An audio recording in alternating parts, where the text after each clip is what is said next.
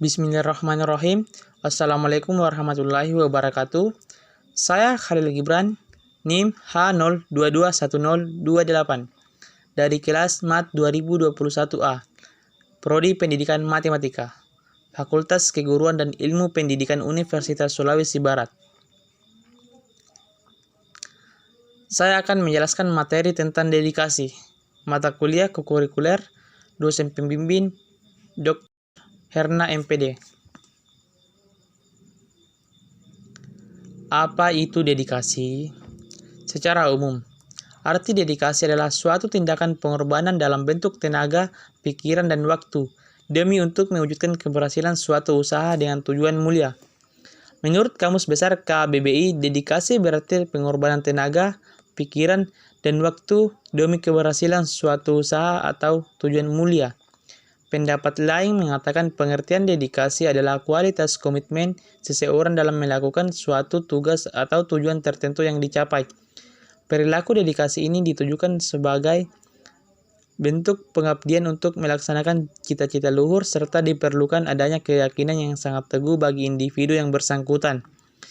Istilah dedikasi sering kita dengar dalam dunia kerja yang menunjukkan sikap dan kinerja seseorang terhadap pekerjaannya dan perusahaan. Kata dedikasi digunakan untuk menggambarkan sikap dan pengorbanan seseorang terhadap sesuatu yang menjadi pekerjaan atau profesinya. Apa saja yang perlu dikorbankan? Yang pertama, pengorbanan materi. Pengorbanan materi adalah pengorbanan yang paling vital. Semua bisnis membutuhkan modal untuk membiayai seluruh investasi yang dilakukan. Apakah ada bisnis yang tidak menggunakan modal? Tentu tidak ada. Terkadang orang lupa untuk menjadi reseller pun atau bisnis online. Tetap membutuhkan modal. Entah itu pulsa atau bensin. Mengorbankan sekecil apapun terkadang menuntut kompensasi. Hal yang lebih parah, banyak yang ingin melakukan pengorbanan yang kecil untuk mendapatkan kompensasi yang besar. Seperti halnya jika kita ingin memancing ikan besar, seperti paus atau hiu. Kita tidak bisa memancingnya di sungai atau di kali. Umpan bukanlah cacing atau yang biasa kita pakai. Kita harus pergi ke laut dan menghadapi tantangan yang lebih besar dengan peralatan dan kapal yang kuat. Yang kedua, pengorbanan waktu. Saya pernah mendengarkan keluhan seseorang teman tentang waktunya yang terbuang. Saya 1 bulan ini bolak-balik Jakarta-Jogja untuk mengerjakan proyek saya. Saya rasa itu pun tidak cukup karena banyak hal yang terlewatkan dan saya harus bolak-balik lagi kurang lebih 1 bulan. Saya pun bertanya, apa yang membuat harus bolak-balik? Apakah tidak ada cara lain? Jawabannya, saya ingin semua perfect dan saya ingin terjun sendiri untuk mengerjakannya. Ada sebuah konsekuensi atau semua pengorbanan kita untuk mencapai apa yang kita inginkan. Tapi di balik itu ada kepuasan bahwa proyek itu dapat diselesaikan dengan nyawa kita. Semua yang kita inginkan dapat kita wujudkan, tapi ada pula yang mengorbankan waktu yang sia-sia akibat hasil yang dicapai tidak maksimal. Tapi itu pengorbanan dan rasa rugi di sana. Yang ketiga, hobi. Jika selama ini banyak hobi yang biasanya kamu lakukan, misalnya olahraga, traveling, shopping, atau mencoba berbagai macam kuliner, maka saat mulai bisnis semua hobi tersebut harus kamu korbankan. Saat sedang getol-getolnya memajukan bisnis yang dijalankan, kamu pasti akan berpikir 2 kali untuk mengeluarkan uang dalam menyalurkan hobi. Walaupun tidak harus berhenti total untuk menyalurkan hobi, tapi mungkin kamu harus mengatur kembali biaya yang akan dikeluarkan untuk hobi. Contohnya, kalau kamu tadinya hobi ke game, mungkin kamu bisa menghemat biaya mempersip dengan berlatih sendiri di rumah dengan alat yang lebih sederhana atau bahkan tanpa alat. Tetapi sama efektifnya. Atau kalau kamu hobinya traveling, mungkin untuk sementara tidak bepergian ke luar negeri dulu.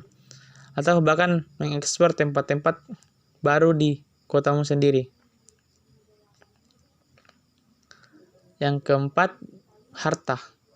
Bisnis yang berkembang tentunya memerlukan biaya yang tidak sedikit. Walaupun sejak awal kamu sudah menghitung dan mempersiapkan modal yang cukup, tidak mungkin dalam perjalanannya dibutuhkan modal tambahan. Maka dari itu, harta yang ada harus dikorbankan untuk menutupi biaya yang harus banyak dikeluarkan. Hal ini tentu akan semakin berat kalau kamu sudah berumah tangga. Berbagai pengeluaran rumah tangga, seperti tagihan listrik, cicilan rumah atau kendaraan, dan biaya sekolah anak, tentu membatasi jumlah uang pribadi yang bisa dibebankan ke bisnis kamu. Untuk mengurangi risiko pengeringannya, aliran dana, mungkin kamu bisa tetap bekerja sebagai karyawan saat bisnismu sedang di tahap awal. Ketika bisnismu mulai mampu memberikan pendapat yang layak, barulah kamu keluar dari pekerjaan untuk fokus penuhi membutuhkan bisnis. Yang kelima, pengorbanan pikiran.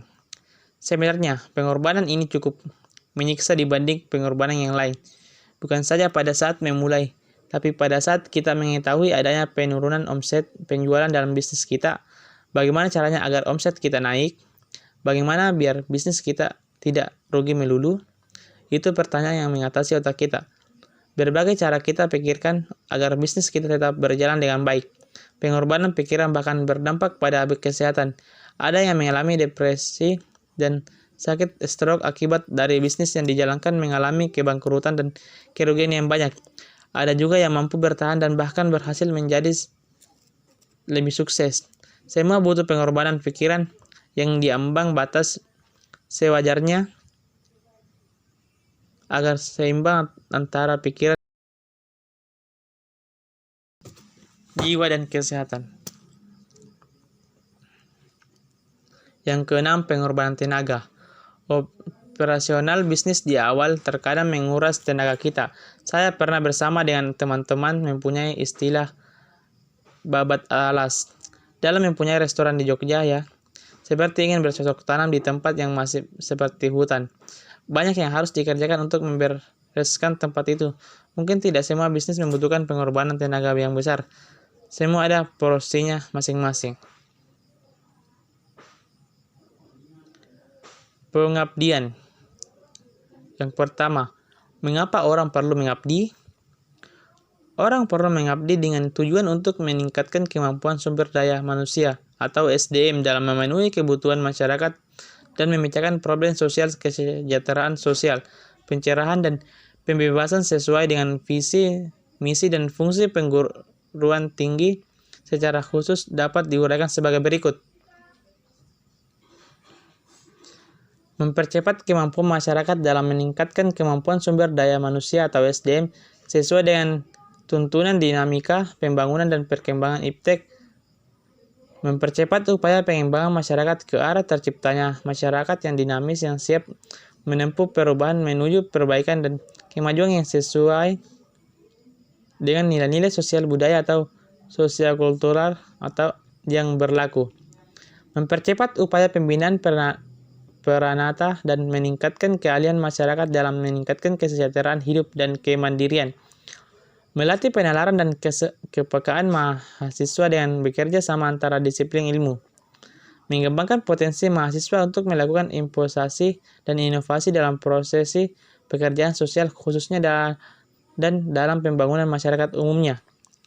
Memberikan kepada mahasiswa pengalaman belajar dan bekerja secara langsung dalam menghadapi berbagai persoalan yang kompleks melalui proses praktik sehingga dapat membantu masyarakat menemukan cara menghadapi problem sosial yang mereka hadapi. Mengembangkan potensi mahasiswa sesuai bidang keilmuannya ke arah peningkatan kemampuan dan profesinya yang dilaksanakan secara mandiri dan kolektif. Yang kedua, kepada siapa pengabdian tersebut ditujukan? Manajemen penelitian dan pengabdian kepada masyarakat, sumber daya manusia, dosen, mahasiswa atau S3, S2, dan S1, serta tenaga pendukung. Sumber dana berupa hibah dari internal dan eksternal Unisba, terutama yang dihasilkan melalui kerjasama infrastruktur, laboratorium, dan perpustakaan. Sarana penunjang lain seperti sistem informasi internet, jurnal online. Kebijakan penelitian dan pengabdian kepada alur standar operating producer atau SOP, paduan pelaksanaan penelitian dan pengabdian kepada masyarakat serta kebijakan lain terutama yang berkaitan dengan kerjasama dan pembentukan pusat-pusat penelitian dan pelayanan. Sarana publikasi berupa pertemuan ilmiah atau seminar atau konferensi, jurnal nasional dan jurnal internasional. Sarana tidak lanjut hasil penelitian dan pengabdian kepada masyarakat berupa kerjasama dalam tindak lanjut HKI, teknologi terapan implementasi dalam masyarakat. Ciri-ciri orang berdedikasi. Mengacu pada arti dedikasi seperti yang sudah dijelaskan semuanya, istilah ini biasanya digunakan untuk menggambarkan kualitas sikap dan kinerja seseorang. Seseorang dapat dikatakan memiliki dedikasi tinggi terhadap pekerjaannya apabila memiliki ciri-ciri perilaku seperti ini. Yang pertama, memiliki semangat tinggi. Seorang yang memiliki sikap dedikasi yang tinggi, maka sudah pasti akan berkorban untuk menyelesaikan pekerjaannya.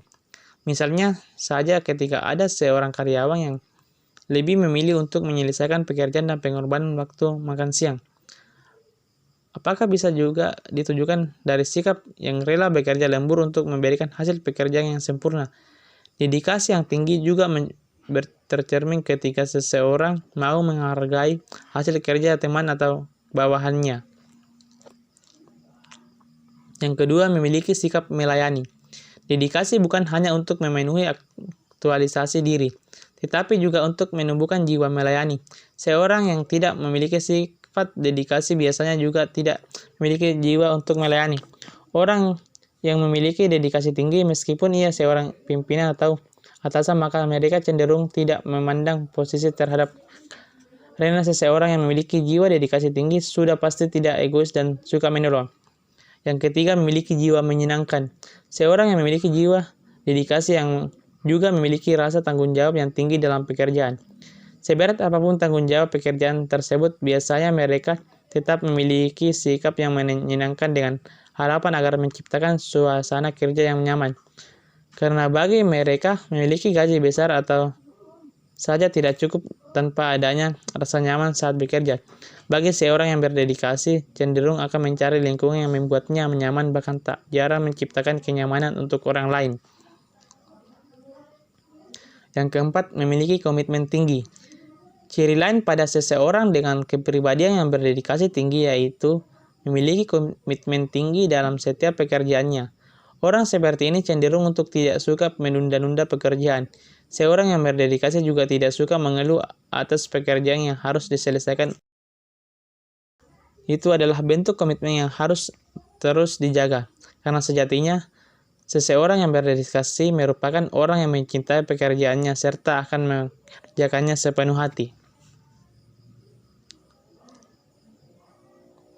Contoh sikap orang berdedikasi. Dedikasi terlihat sangat dari sikap loyal seseorang dalam memperjuangkan sesuatu yang bukan untuk kepentingan pribadi, tapi untuk kepentingan banyak orang. Sesuai dengan arti dedikasi, adapun beberapa contoh sikap orang yang punya dedikasi adalah sebagai berikut. Yang pertama, sangat menghargai waktu yang ditujukan dengan sikap dan perbuatan tepat waktu ketika janji bertemu dengan orang lain. Yang kedua, selalu berusaha sebaik mungkin dalam melakukan sesuatu, khususnya sesuatu yang bermanfaat bagi kepentingan yang banyak orang. Yang ketiga, tidak mudah berputus asa atau mundur dalam melakukan sesuatu, terutama ketika sesuatu yang dikerjakan mengalami kendala dan tantangan. Selalu menghargai ide dan kinerja orang lain.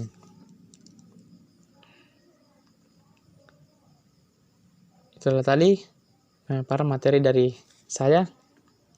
Sekian dan terima kasih. Wassalamualaikum warahmatullahi wabarakatuh.